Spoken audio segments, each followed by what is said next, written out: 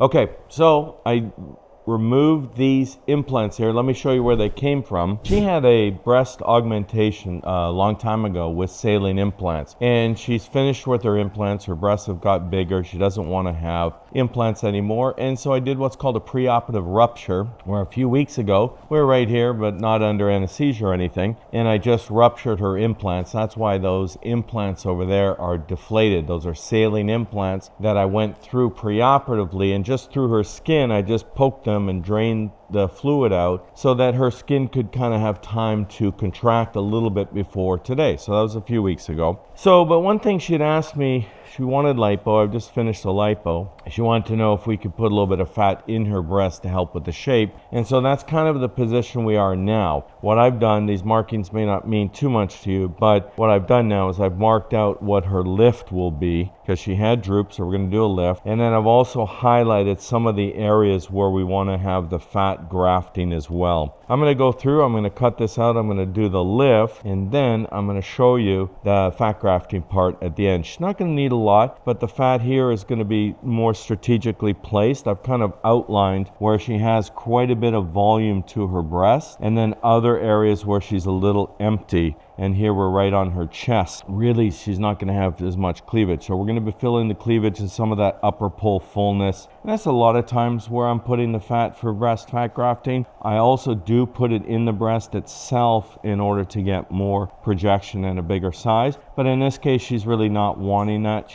We're using the fat here mostly for shape. And it's not really to get her a much bigger volume. Sometimes when I remove implants, patients want to have quite a bit of the volume that they had before. And so in that situation, we're fat grafting for volume. In this situation, she's happy with her volume. She has quite a bit of volume here in her breast already. And so this is not primarily for volume. This is really more strategic for upper pole fullness and more cleavage. Okay, so we finished the lift here. Came out pretty nicely. Her breasts, because of the way her chest is, tend to move laterally when she's laying down. And a lot of people that happens to. It really just depends on the shape of the chest. But in her situation, things are moving laterally. When I did her lift, I also removed some tissue from out here to try to get rid of some of that weight that's pulling her breast towards the outside. But what we can't really prevent that. We can't change the chest wall. We can only lift the breast. So she's going to have some lateral. But what that does is that's emptying out her cleavage, and it's emptying out the medial part of her breast, the middle part of her breast. So that's the point of fat grafting. Is in her situation, we removed very large implants. There were 450 saline implants, but when I ruptured them, they drained over 500 each. So she had over 500 implant here, plus she has quite a bit of breast tissue. So we're not really, she's trying to move the other direction to get smaller. We're not really trying to add a lot of volume here, but what we're trying to do is just to fill in some of these areas that are lacking so we can get a better shape to her breast. Okay, so we're going to do that with fat, and the fat grafting gets done just with a little tiny incision here, and we make these in the direction of the skin lines. You see the skin creases here? So this scar, well, it looks maybe, I don't know, big to you at this point. This will be essentially imperceptible later on because it'll be covered with one. You see how it's just covered with one of those little wrinkles there? And then we're going to take the fat. This is interesting. I'll just show you a little bit of the fat coming out when we give it a little bit of the fat. Look how nice that fat is. That is really good quality fat with that viality system. We're going to place a little bit of fat. So where are we placing this fat? Well, we're just going to place it within the actual fat tissue. You can see the tip of my cannula here. You have to place fat in fat. You can't just place fat on top of fascia or on top of bone and expect it to survive. That would be like planting a plant on a sidewalk. You know, it has to go into some dirt. So the fat's the same way. So here it's going into dirt, and then I just really kind of carefully put these really fine lines of fat. These are not big globs. These are just little small pieces of fat. So they will then get incorporated into her own normal fat, and that will grow a new blood supply, and that will survive. So we're just threading the fat, and I always thread it. I usually thread it from 3 areas, so we get like a little crisscross pattern. So this is kind of the first point. I'm going to make another incision. Now you may wonder why I didn't use one of these lipo incisions. Sometimes I can, but in this situation I was worried about disrupting this suture line. This is stitches already in here, so I don't want to go through and then kind of disturb that.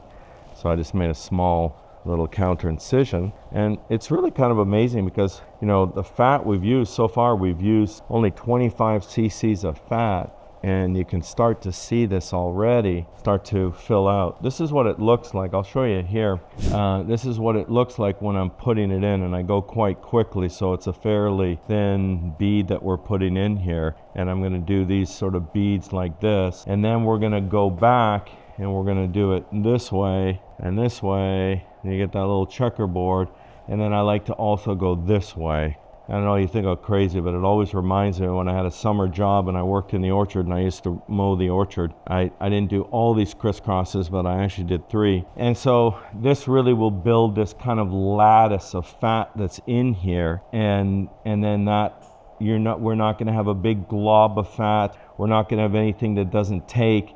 This is going to be all really nicely integrated with all the fat. You can see there's no big globules here. That's just really good quality fat. And then that'll all just grow and become her own tissue. So that's what it looks like inside the breast. Okay, so I'm finished with the fat grafting, almost. There's one special type of syringe I'm going to put in here.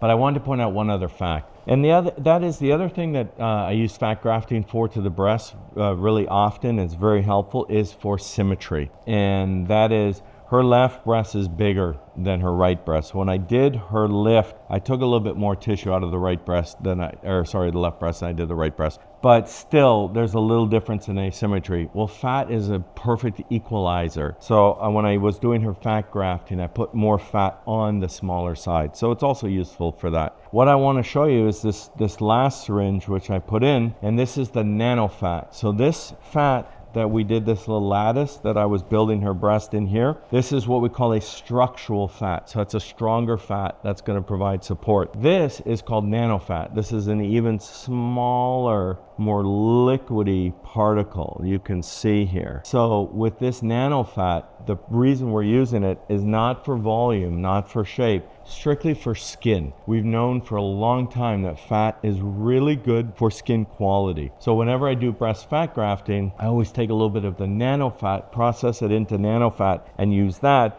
because it helps with the skin. So for the nano, I just put it everywhere. The structural fat, I put it where I want it to go to change the shape.